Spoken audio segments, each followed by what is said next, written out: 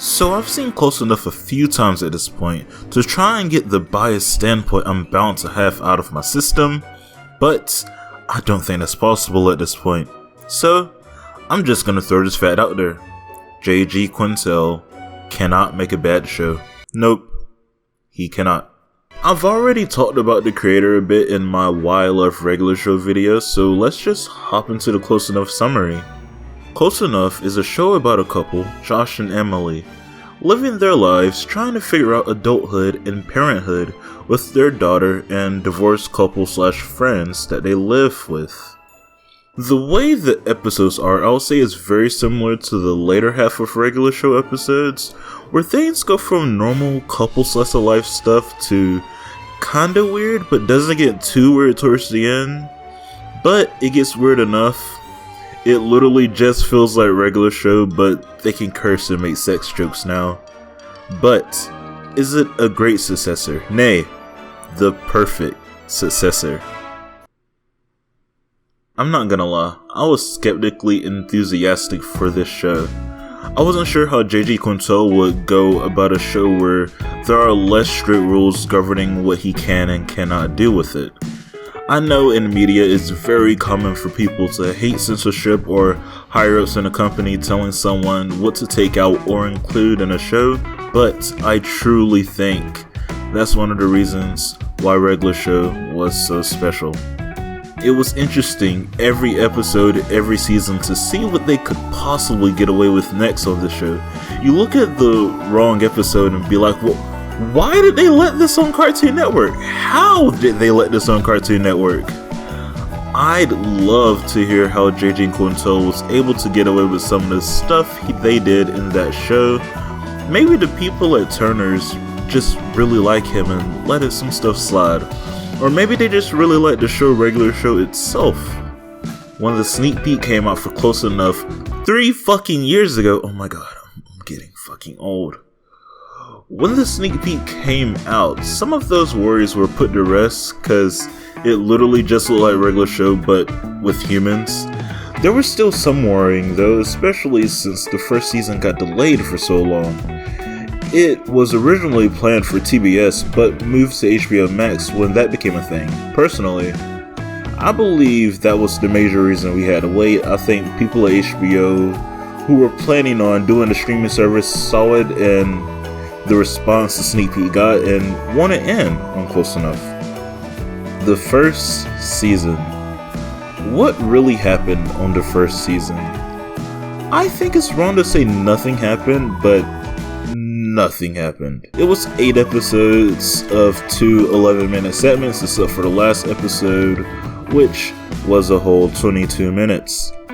Do I think the episodic approach was necessary? I didn't at first, but I remember that early Regular Show and even early Adventure Time was hella episodic until later on. The one plus about the show being episodic is seeing how these characters react to certain situations. J.G. Quintel is a fucking amazing when it comes to getting you invested in the characters and letting you see their dynamics in certain situations. And just like I said in the Regular Show video, by the end of my first watch through, I really started to like these characters and how they reacted to one another. I'm in the kitchen. I'm in the living room. I'm in the kitchen. I'm in the pool! No! Josh! Jackknife! Josh is basically Mordecai, especially since Quintel voices him as well. He's a dad in his 30s, obviously married to Emily, works at a TV store and makes video games with the dream of selling one someday. Yes, you find out all of this within one season. He's someone who has the tendency to hold on to his youth and do stupid things sometimes, but when it comes down to it, he looks at the bigger picture and honestly, he takes care of his family. Speaking of his family, we have his wife Emily and his 5-year-old daughter Candace. Emily is the level-headed one in the household who wants a peaceful and stress-free life, but things really get to her. She has had 2 episodes so far that play with her stress and being an adult living in the household that she does, but she loves her family, and honestly, I don't think she'd change it for the world. Then there's Candace. We're gonna do the hell out of that project. Yeah, we're totally gonna kill it at the presentation. Make those other kids' patches look like S-H-I-T. Total S-H-I-T. Are you guys spelling shit? Damn it, those teachers are good. Honestly, probably one of my favorite characters of the season alone. She's very impressionable and is literally just a kid. Says stuff so innocently at times without knowing what it means and being obsessed with unboxing videos?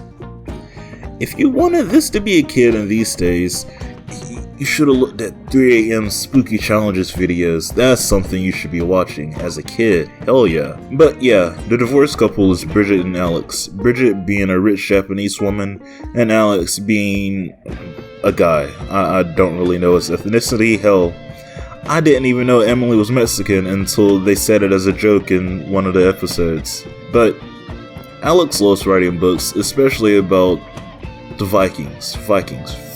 Yes, Vikings.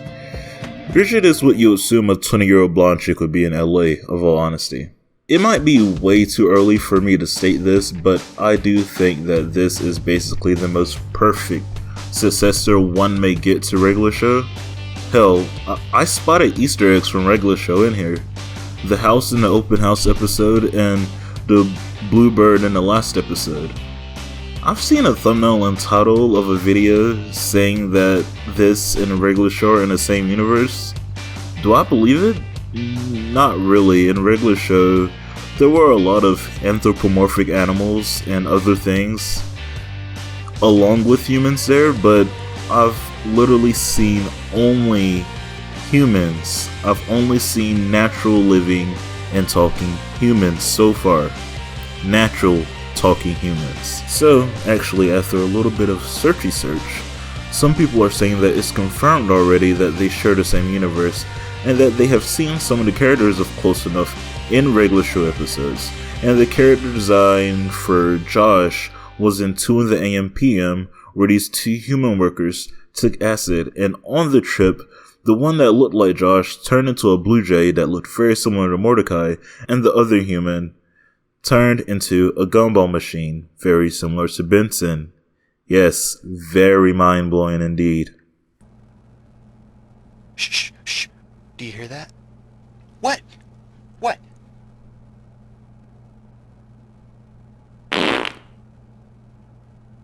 But, in all honesty, I really hope you enjoyed this one. I've been anticipating this show for so long that I honestly just can't believe it's out now.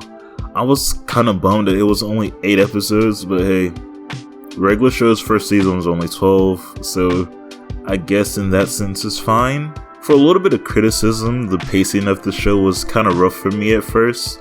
With my first watch through, I thought things were happening way too fast, with the exception of the last episode, but on my second and third watch through, I actually really enjoyed them a lot more, and the pacing didn't jar with me that much. P.S. There are a ton of movie references in this show, some of the obvious ones being a full segment dedicated to Logan's Run. I remember seeing one of the bad gremlins in a Holding Soul in the pranking episode. In the same episode, Candace on the Sugar Rush was moving around like you see little girls do in horror movies. And in the last episode, it was basically a full episode of Jim Carrey movie references. And well, there were other movie references in it as well, but the Jim Carrey movie references was literally a part of the main storyline of that episode. So that's the main one that stands out. But I've rambled on for way too long at this point. I'm pretty sure you're tired of me of bigging up regular show, bigging up Close Enough, bigging up JG Quintel. So yeah, I guess this is about it. Like, comment, subscribe. Goodbye. I hope you have a wonderful and fantastic day. Hey man, you want to hear the most annoying sound in the world? I do, man. I do.